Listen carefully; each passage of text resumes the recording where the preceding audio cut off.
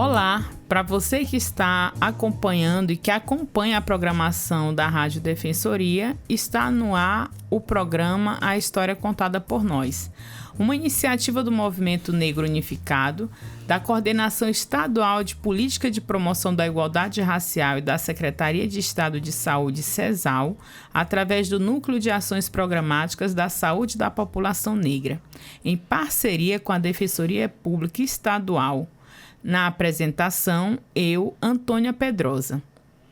E na minha companhia tenho a honra de receber uma convidada que é referência no debate em relação às questões raciais e à estética da população afro-indígena, Paula Braga. Paula, que é escritora do gênero conto, crônica e poema de literatura negra marginal. Ela também é professora da educação básica no estado de Roraima e empreendedora de moda étnica afro-indígena, onde inclui identidade afro-indígena, como eu mencionei, de uma marca autossustentável chamada Capivanarte. Ela também é membro do Movimento Negro Unificado. Seja muito bem-vinda, Paula. Olá, boa tarde. Prazer estar aqui, fazendo parte agora aqui também com vocês desse momento. E vamos conversar um pouco, sobre esse tema que é tão importante. É importante ressaltar que o programa História Contada por Nós tem o objetivo de gerar protagonismo e visibilidade às chamadas minorias, que possuem suas vozes silenciadas e sem a oportunidade de ocupar espaços em que sua fala seja validada, assim como ser um lugar em que possamos conhecer o que tem sido feito em prol da igualdade racial, da inclusão, do combate ao racismo e qualquer tipo de preconceito, não apenas em datas específicas. Também não podemos esquecer do agradecimento especial ao defensor público Oleno Matos por propiciar esse momento único. Lembrando que você pode ver o programa, ouvir, através da plataforma da Defensoria.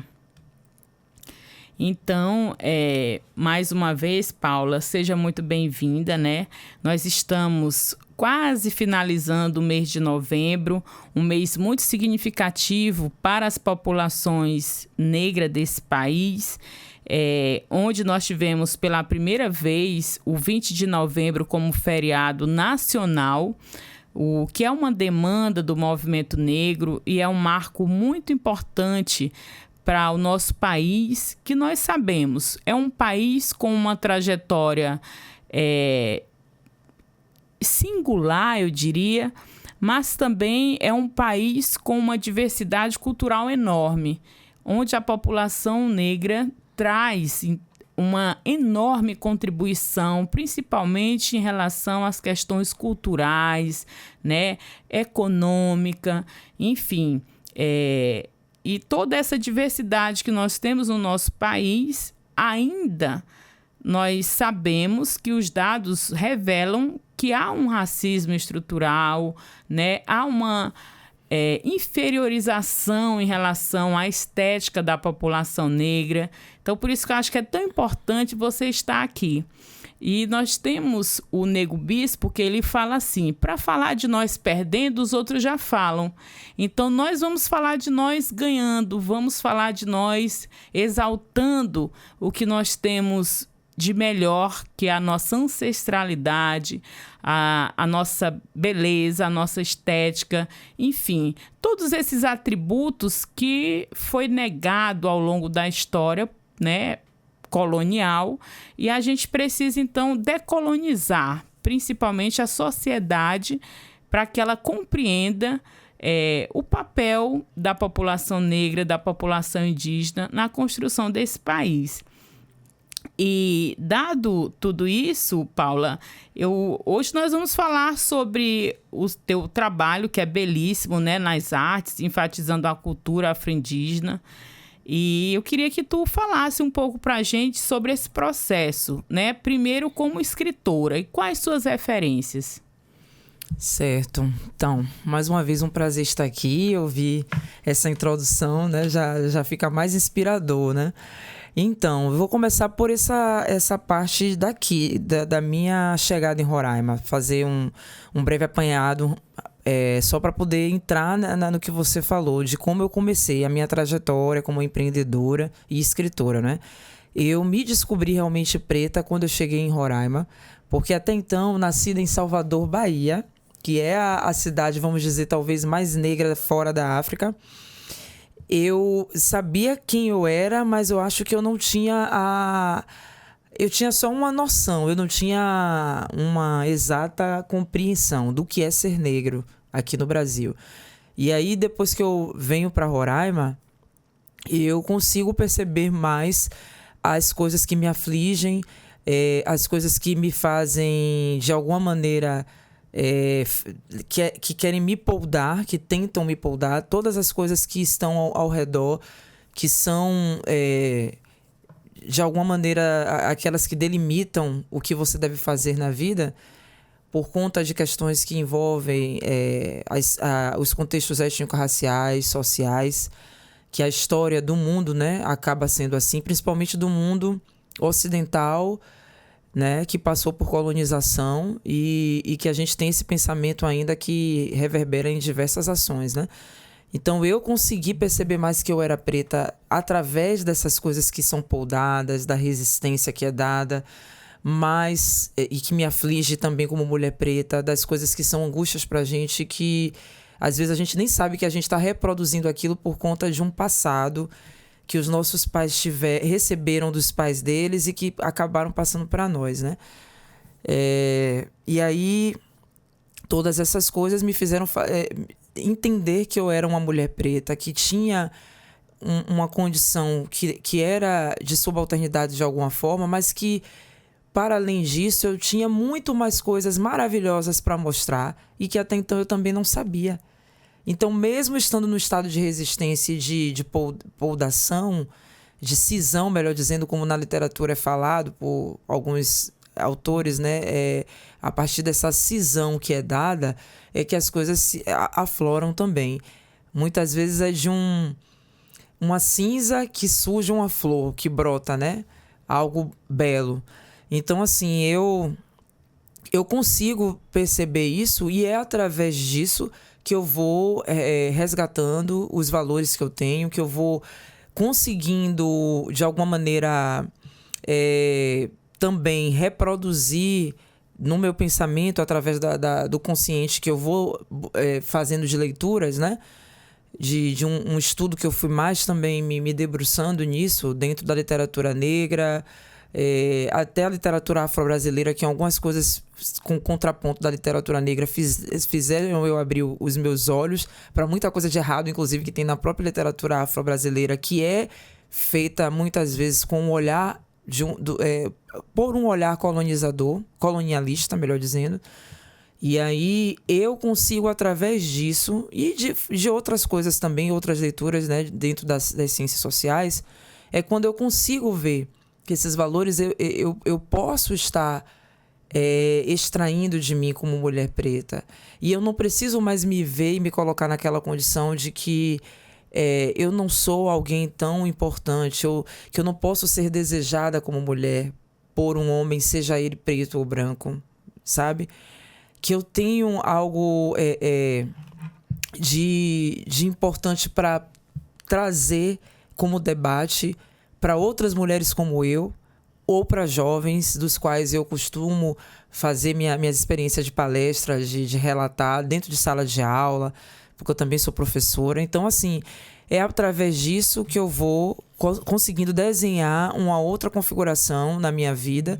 E é aí que entra também o empreendedorismo. A parte de ser uma mulher empreendedora e escritora, ela vem junto com tudo isso. Porque é quando eu também consigo perceber que dentro da moda eu posso usar esse mesmo olhar que eu tenho para levar, externalizar as pessoas, para as pessoas que o mundo afro, a cultura afro, ela é tão bela e tão complexa pela riqueza que ela tem, que pode estar também na moda, pode estar em tudo, em todos os lugares. E quando eu falo afro, essa moda, ela está presente dentro de um contexto amazônico muito interligada há também as questões indígenas, porque são povos que vivem também de uma cosmologia e que tem dentro dessas relações entre eles uma aproximação muito forte no contato com a natureza, no contato com o mundo espiritual, de você conseguir mostrar que você pode também ser alguém que transita nos espaços e está nesses espaços por você ter uma relação com aqueles que vieram antes de você, que tem um respeito por aqueles que vieram antes, que tem toda uma trajetória que vai para além de uma ideia pura e simples de tradição, mas porque dentro disso daí existem ensinamentos, conhecimento, trocas de saberes, né? Então, essa aproximação com o mundo amazônico, a cultura afro, ela está muito próxima. E como eu também tenho uma relação com uma pessoa que faz parte desse contexto, né, meu companheiro de vida, então eu coloco na moda isso aí de alguma forma. Eu tento estar externalizando isso aí. Na escrita, como poeta, que muitas vezes eu até tive resistência para poder afirmar que eu sou e me entender como uma, porque isso também requer exercício para você. Porque na minha visão, ser poeta não era só você ter inspiração e escrever no papel, era você falar, era você conseguir em público oralizar aquilo ou declamar a partir do que está na sua cabeça. Mas não importa, se você não oralizar aquilo só pelo que está na sua cabeça e depender ainda do papel, você ainda é um poeta ou uma poeta, né? É então, interessante contista, enfim. Como que a gente se cobra, né, Paula? Nós fomos, enquanto pessoas negras, mulheres negras, criadas, nascidas em um país cujo contexto é muito cruel, né? Para que a gente se descubra quem nós somos. E aí a Lélia Gonzalez fala que no Brasil, a gente não nasce negra, a gente se torna. Então, a gente se torna a partir do momento que a gente tem o contato com a história dos nossos ancestrais, com uma outra história que a gente começa a ter acesso muito tardio, porque nos livros de história a gente só via os negros sendo retratados como escravizados, né? Acorrentados no tronco, com chibatadas.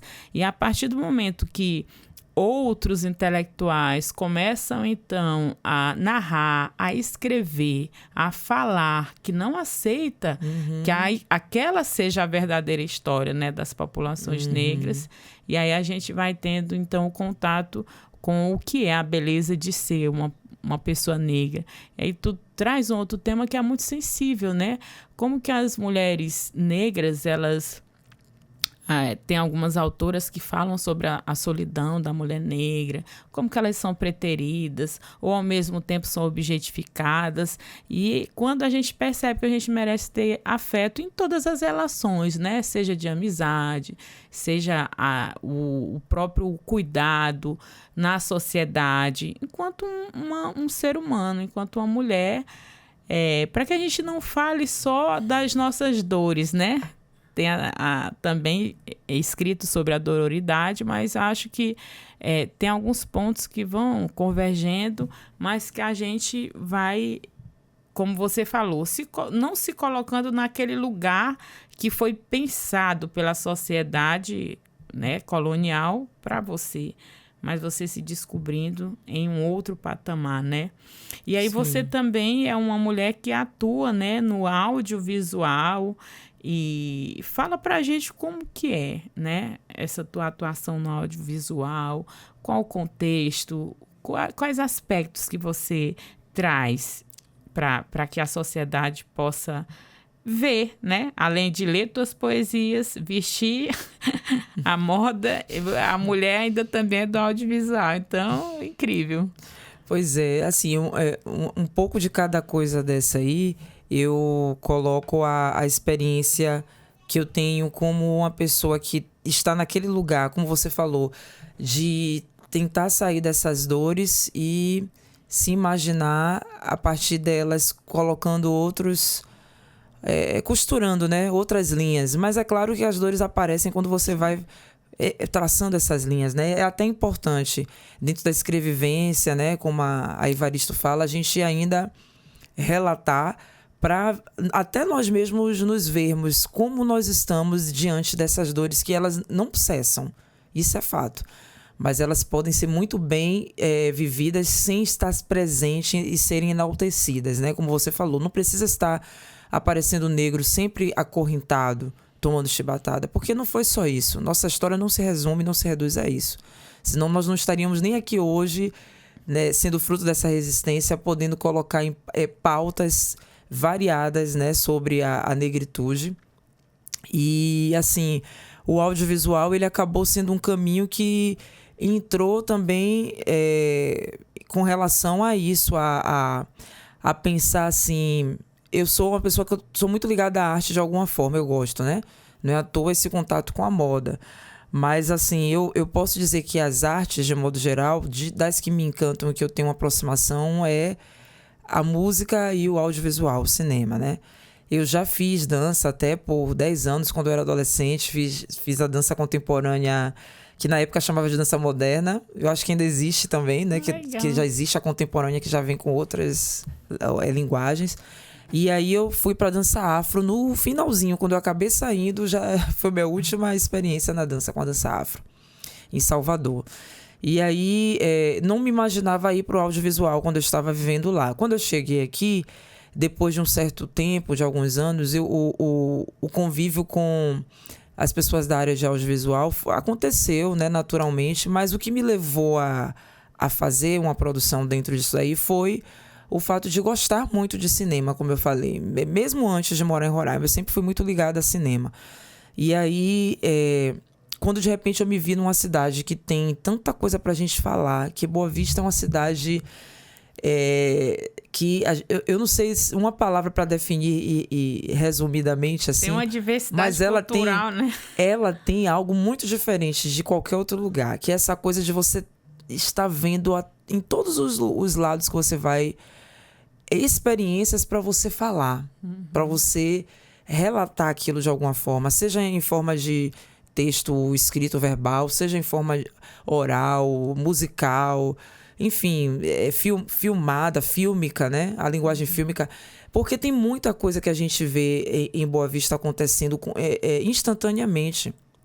Uma cidade que é efervescente, que, como é que se diz, externaliza de uma forma tão intensa as questões de relações fronteiriças, migratórias, também, infelizmente, as outras coisas que a gente sabe que existem, dos aspectos genocidas, situações de aliciamento, diversas coisas, misoginia, coisas que não são tão boas, não são boas, mas também tem as coisas boas, né? Tem coisas interessantíssimas. O contato com o plano espiritual, com essa relação que a natureza está o tempo todo vibrando, nos chamando do que é da cosmogonia. Então, como os povos indígenas originários já nos mostram muito. Então, assim, você não tem como chegar aqui em Boa Vista e não conseguir, de alguma forma, exasperar algum lado que você tenha de sensibilidade, caso você seja uma pessoa que aflore mais a sensibilidade, porque todos nós temos, mas nem todos afloram, né? E você não consiga colocar isso, exasperar e desenvolver. Quando você é uma pessoa de sensibilidade mais aflorada e que de alguma forma você usa ela na sua vida, com certeza, ao chegar em Boa Vista, você vai acabar indo para alguma área que vai levar você a desenvolver bem ela.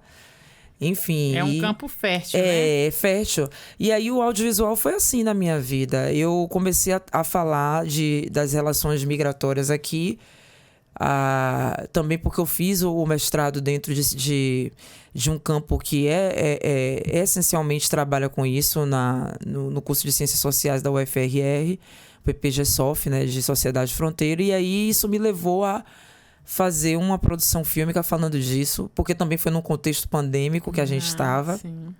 Eu já tinha feito mestrado antes, e aí quando surge a pandemia, eu me vi isolada, e aí eu comecei a falar, pensando nas ruas e na cidade, e ao mesmo tempo no número de imigrantes da Venezuela chegando aqui.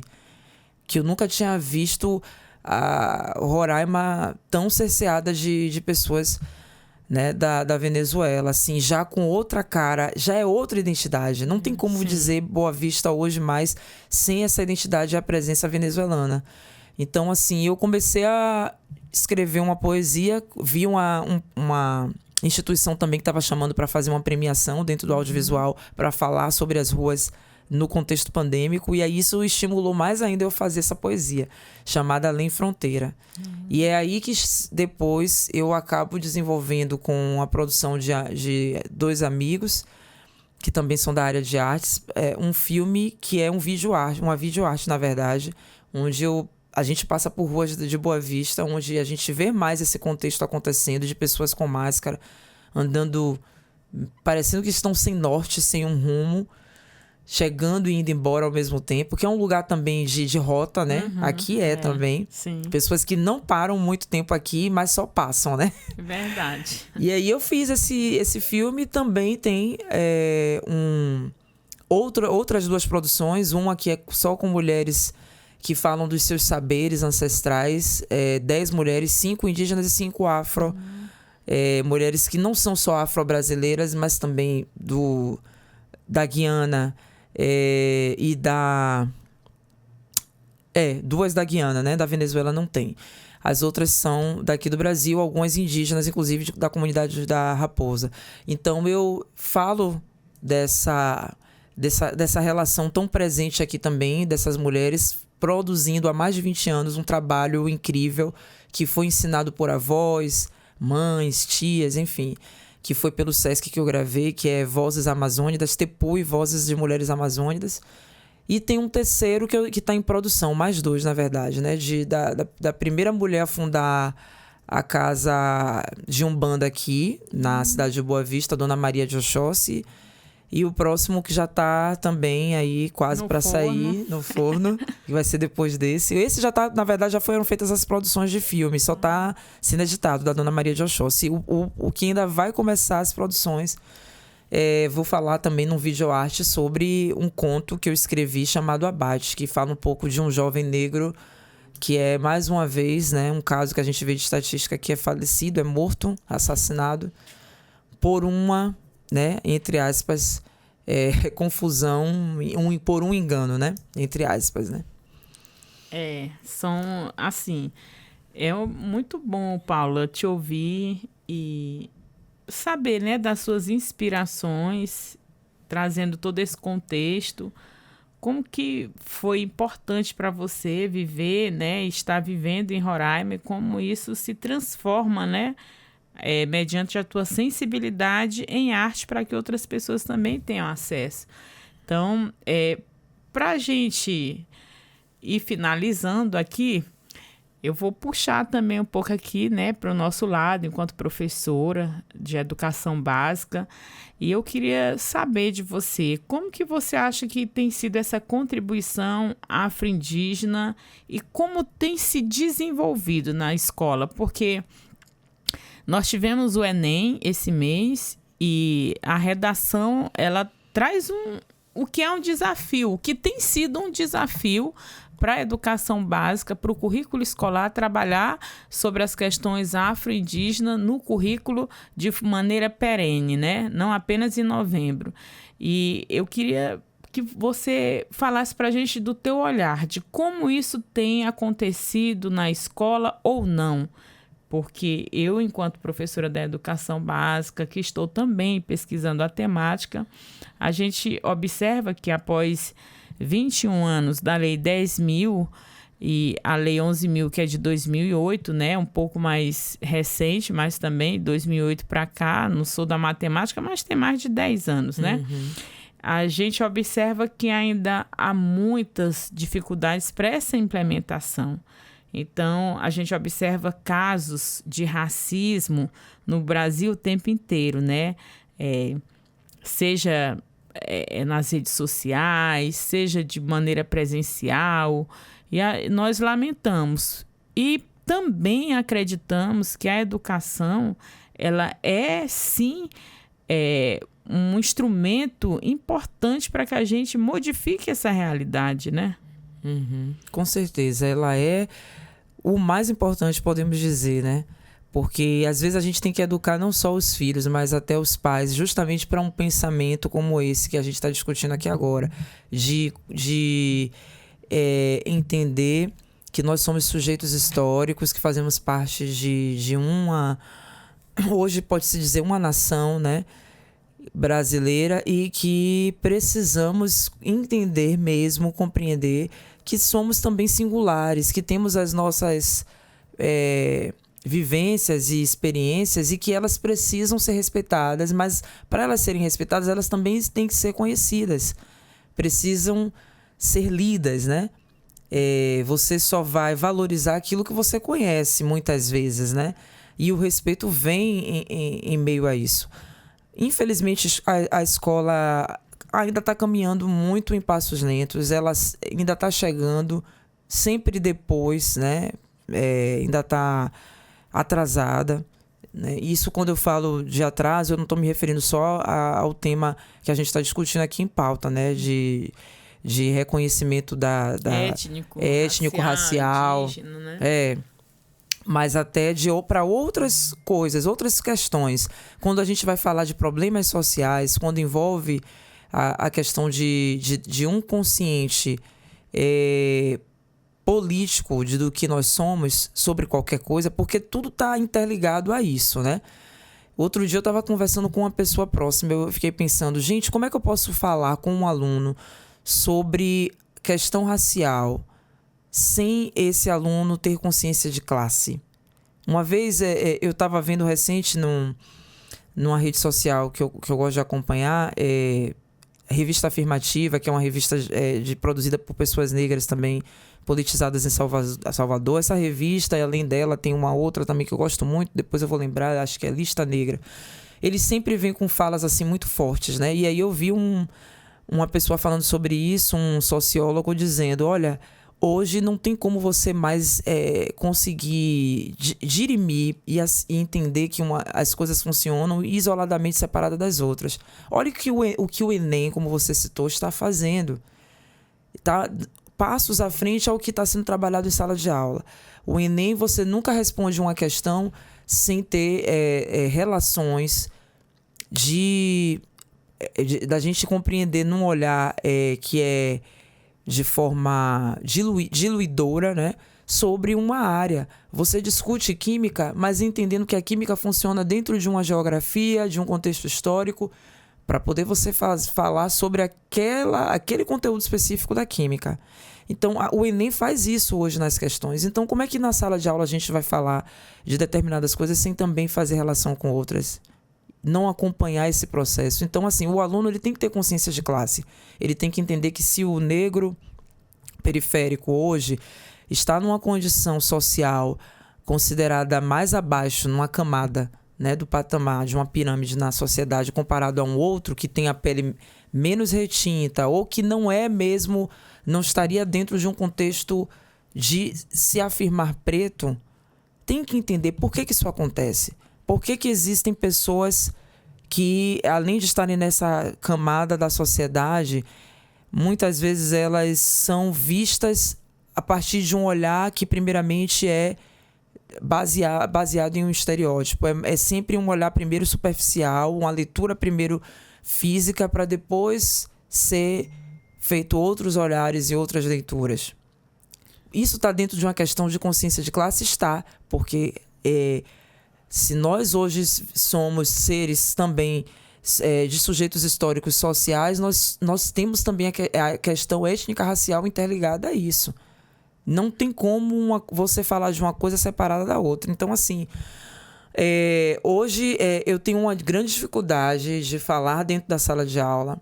Por que a gente precisa entender que o negro não precisa mais ser falado e visto naquele lugar onde se falava mais de 10 anos atrás, ou até falava-se muito, né, em livros didáticos até cerca de 10 ou 8 anos atrás. Isso ainda é uma coisa recente. Até porque, se for pararmos para ver, a abolição da escravatura também é algo recente. Foi só 2 séculos atrás, né?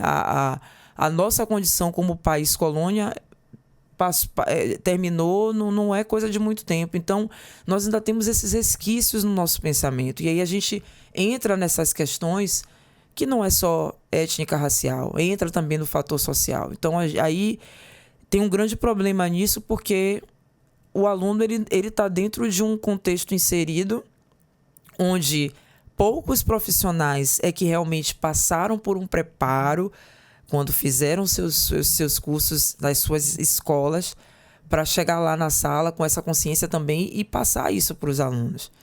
E aí, quando você vê alguns que têm ainda esse entendimento e consegue falar numa aula de uma forma mais plural, né, que chega até o aluno usando uma linguagem acessível, ele tem dificuldade porque não é uma aula só que ele vai conseguir fazer esse aluno compreender. Ele vai precisar fazer isso em várias aulas. E muitas vezes ele vai ser um grito no meio de como é que se diz? Uma voz alta no meio de uma grande outra confusão, porque ele vai ser o único a estar fazendo aquilo ali. Quando o aluno sair daquela aula, já vai entrar em outro contexto de situação que vai ser totalmente o contrário do que o professor estava ensinando e educando ele ali para aquilo. Então, a gente tem que lidar diariamente com isso. Como a gente vê as pessoas que são militantes falarem, não dá para você ser só falar que é contra o racismo sem você ser antirracista. Você tem que ser antirracista. E todo dia, é diário, a gente, nessa luta, fazer isso. Muito interessante, Paula, todo esse contexto que você traz. Porque, assim, é por isso que é importante que toda a sociedade, que os gestores públicos tenham consciência do que representa esse marco na legislação educacional brasileira. Eu estou falando da legislação que garante o ensino, né, da história da África, dos afro-brasileiros, dos povos indígenas no currículo escolar. Porque não é um professor de maneira isolada, mas uma rede, né? Que tem o dever, que tem a obrigação e que precisa fazer essa reparação histórica com essas populações. E aí um outro ponto que tu traz que é muito importante, que a educação ela tem esse papel, e aí no início tu trouxe a importância da arte, né? A importância da estética, porque eu acho que são vários pontos que vão sendo interligados, que vai efetivar essa identidade dessa população negra, dessa população indígena, para que elas se reconheçam, para que elas se aceitem, porque nós fomos criadas e ensinados e ensinadas a odiar nossa aparência, nosso cabelo, né? Agora tá na mídia aí uma sambista, um destaque de uma escola de samba, uma mulher loura que fala neguinha, do cabelo ruim. Eu vi então, isso, assim, isso ainda está muito presente na sociedade. E essa estrutura racista que é resquício de quase 4 séculos de escravidão, não é em menos de 2 séculos, né, que a gente vai conseguir, porque pós 1888 o regime continua. Porque aí vem, né, para o Brasil muitas pessoas de outros países, pessoas não negras, para embranquecer a sociedade brasileira. Então tem todo esse histórico que aí a gente vai compreendendo por que a gente ainda precisa discutir muito sobre essas questões, enaltecer o que nós temos, né, de ancestralidade, de estética, de cultura, de contribuição dessas populações para as artes, né? Em todos esses aspectos que formam a sociedade brasileira. O samba, né? Enfim. Sim. Porque, assim, já começa que para a gente se aceitar, a gente tem que primeiro se reconhecer como tal, né? E como que se reconhece tendo sua história negada, né, Paula? Pois é. Um outro aspecto que é muito comum a presença disso nas escolas. Quando eu vou dar uma aula para falar sobre esse tema, como agora no mês de novembro, é inevitável a gente não tocar nisso. Tem muito aluno que primeiro já nem se reconhece negro, preto, né? Que eu tô tendo até dificuldade de conseguir usar o termo negro ou negra com os meninos dentro de sala de aula, por causa da etimologia da palavra, né? Na América nós somos os únicos que usamos esse termo, né? Ainda afirmamos. E aí eu fico pensando, até para ele se afirmar e se aceitar como tal. Quantas vezes eu fui chamada de morena? Às vezes até por outra pessoa preta como eu, que não consegue dizer que ela mesma é preto, né? E aí já começa o primeiro embate a partir disso daí. O estigma da palavra, né, quem Paulo? Sou o eu? Preconceito, né? Quem muito sou grande. eu? E além de você afirmar quem você é, vem depois disso, aí vem depois o fato de você estar sempre, como você disse, né? Com coisas alicerçadas de teores negativos, né? As religiões de matriz africana sendo endemonizadas constantemente, nosso cabelo sendo tema de motivo de risos, né? De algo risonho e jocoso para ser falado, os traços, né? Do nosso rosto. Então, todas essas questões que envolvem o lado estético, elas estão também totalmente contextualizadas nesse processo que a gente passa, né, de pensamento colonialista, de pós-regime escravocrata, e que fez com que tivéssemos um apagamento da nossa história por nós não termos tido, né, na geração em que nós tivemos lá atrás, desde o início de quando nós éramos ainda criança, adolescente, nós não tivemos isso sendo passado para a gente de forma adequada e apropriada. Nós não sabíamos nem de onde saíram os nossos antepassados de África, de que lugar exatamente, de que nação, línguas, o que eles fazem lá, que referência cultural eles podem trazer para a gente, que a gente até às vezes faz aqui e não sabe no contar de história. Exato. Né? No conhecimento de determinado tipo de comida, por que é bom tá daquele jeito e não de outro, sabe?